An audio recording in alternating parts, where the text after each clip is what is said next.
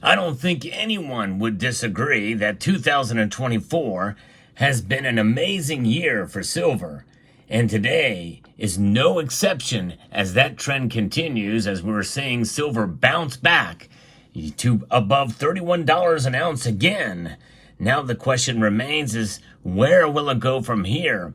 How high could it possibly go? We'll explore some possibilities there in this video right now.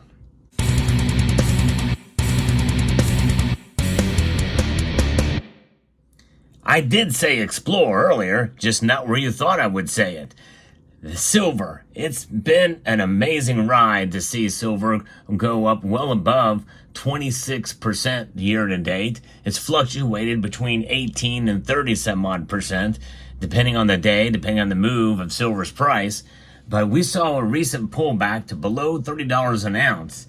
That kind of got some folks down. And me too, by the way. I thought, well, there we go. It's done. We saw a short ride above $30, but then it fell back below. But I also gave the possibility that it just may be short-lived. And in fact, it was. Now, does this mean that we will not see the summer doldrums? It's still early. We are, believe it or not, still in spring. Now, according to the calendar, summer is not here yet. But still, I think that volatility will be here for a little while, and that summer doldrum may very well disappear just because of what's going on this year. And what do we have going on this year? It's like no other year I don't think we've seen in history. So many events going on geopolitically. And we have domestic politics. We have an election season here in this country to the likes we've not seen before. A lot of different things that are causing the markets to be on edge in many parts. And we're also seeing some other factors with regards to silver, specifically in demand and in the markets. And, look at the COMEX vaults. Look at all of these different areas where silver supplies have been dwindling. And to the point where people are starting to talk about silver shortages and a lot of these different things that are pretty much bullish for silver's prices. So far, it's proven to be the case. To see silver rise as much as it has been quite something to witness. And right now, moments before the markets close, silver is up over 4%. Folks, that is huge for a one-day move in silver's prices. Even if it happens every other day, it's a big move, and it's been happening more often. But that's the volatility of the market, and it's moving to the upside. That's up $1.22 to $31.25. Most of the volume that we saw, just like usual, happened earlier in the day.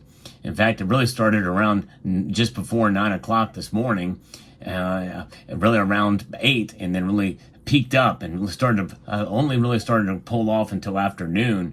The heavy volume just shot up silver's price dramatically, and it's been staying up and plateauing at this level where it is now. So it's been quite a ride, and that $1.22 movement in one day is a big deal, and always will be for any kind of commodity like this, a 4% move. And by comparison, gold only went up 0.7%. Up $16.50 to $2,373.10. Gold is a metal that I think that has probably reached its overall plateau in terms of its nominal price record high. And again, adjusted for inflation, it still has room to move. $3,200 an ounce is what it would be with adjusted for inflation. But this kind of activity is remarkable to see. The other metals have a mix in the platinum group metals. Palladium is actually down $4, and platinum is up $9. We even saw a little bit of move in rhodium today. The gold to silver ratio, though, has narrowed because of this to 76.16. And the other things we have to look at as well, the overall markets. What is happening? What would drive the price of silver up? Typically you would think, well, what are the commodities doing? Copper is the one I like to watch the most. It's still up. It's still up pretty dramatically, but it is actually down slightly today, leaving that to really not be as much of a factor, I think. Crude oil is actually up $1.46, and that could play a role in silver. as a commodity. I think it's good to look at oil and silver, even more so than oil and gold right now, because I think to some extent gold very well may have plateaued in a general sense. I'm not saying that it doesn't have room to move up. I think it very well could. It could surprise us too. But typically what gold does is it is a more moderate metal in terms of fluctuating prices. It's not as volatile as silver is. And we're seeing silver be very volatile right now. And it's to the good side right now, to the upside. What is the other thing we're looking at here is the dollar index. The dollar index is actually down, but not by a whole lot. And remember, the dollar strength compared to silver and gold's price not that long ago is a little out of whack, because it wasn't that long ago when the dollar index was right around 100. And if it goes below 100, that's the psychological level of strength. And we saw silver and gold's price much lower than where it is now. So that correlation is really should be measured on a relative scale rather than anything else. But what do we know about fiat currencies in general, and in the dollar in particular, is it's going to lose value in so much even as by design. And that's what we're seeing here with the dollar. Lost a value of about 3.4% according to the latest CPI numbers. Of course, we know it's much more than that when measured against the way they used to measure inflation. But silver is pretty exciting to see. This volatile move to the upside can only mean that it's going to be volatile from here on out till we hit the summer doldrums and things equalize to a degree. And of course, equalization of the markets and the conditions and the psychology of the market means that it could be still kind of a lot of volatility around the world, geopolitically and domestically, but we become used to it, or the market becomes used to it, and then we see the prices not react as much to certain data points or certain news events. That's what I mean by the summer doldrums. And a lot of it is people aren't paying attention. People are going on vacation. So events and things could happen that will eventually work themselves out and normalize. War has become normalized now. The Russia-Ukraine conflict is barely moving the needle in terms of the markets, I think, overall and in general. We've become used to war. Even the situation in Gaza has become kind of the same type of scenario. And now we have to look at what's going on in Taiwan. If things heat up there, then all bets are off the table.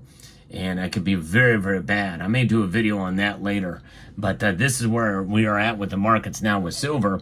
And understanding how silver's price can move and fluctuate dramatically, I think that every day that we're above $30 and consistently above $30 means it's forming that new floor, that new level of support. I think $30 support was there when it was below $30. In other words, it was unnatural to be below it. So it just ticked right back above it again. And now, as I mentioned and talked about in the past with some of these other forecasts of what some of these analysts are saying in terms of the technical aspect of it, $31 is another psychological number. And we're back above that again. So if we can hold on to $31 for long enough, then I think it's very possible that we could start to see that climb move up in dollar increments. In other words, I'm thinking that we very well could see silver reach $35 by the end of the year. I don't think that's out of the realm of possibility. Doesn't mean it's going to get there, but I think given that we were where we are at now, and given the moves that we've been seeing since March, we're talking about $24.50 was that one level of support that I talked about not that long ago. And so if we can hit that and stay there, then we could see it just shoot up in increments that we've seen. $28, which was my original prediction by the end of the year. We far surpassed that. And now here we are at $31. And so I think it's not out of the realm of possibility to see $35. I don't think it's going to go much beyond that, though. That's my feeling. Although I have done some other research about another institution and what they think about where silver is going to go.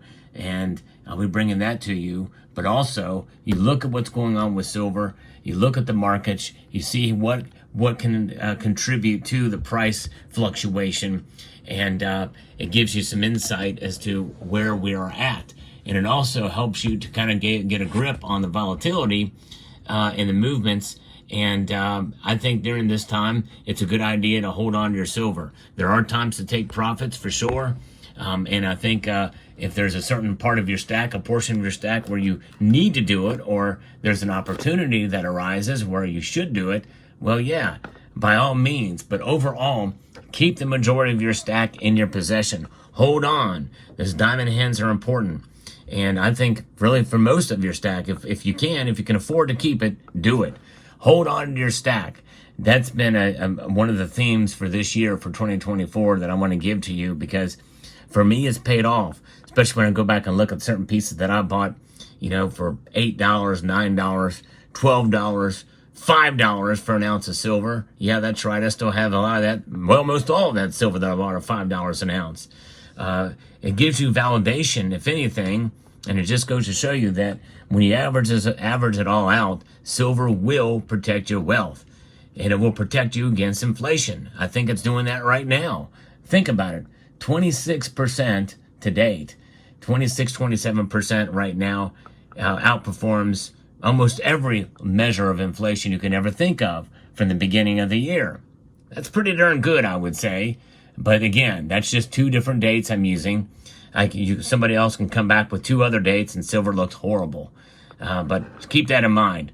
So we'll see where it goes. By the way, if you're wondering, my audience is expanding somewhat. The channel is not growing incredibly fast, but it's growing a little faster than normal. Some of you may not know that I have my own salivate metal round. It's a 2-ounce thick piece that can be purchased at JM Bullion, the link to which is in the description below in this video, if you're interested in it. And some have asked, well, what about capsules? Yes, they do sell capsules. And if you go to that page, you will see the capsule option that you can add to it if you're interested. But nonetheless, so they're available over at JM Bullion. So thank you. I want to extend a multitude of gratitude to each and every one of you for watching this video. And I want to encourage you to please rate, share, comment, and subscribe.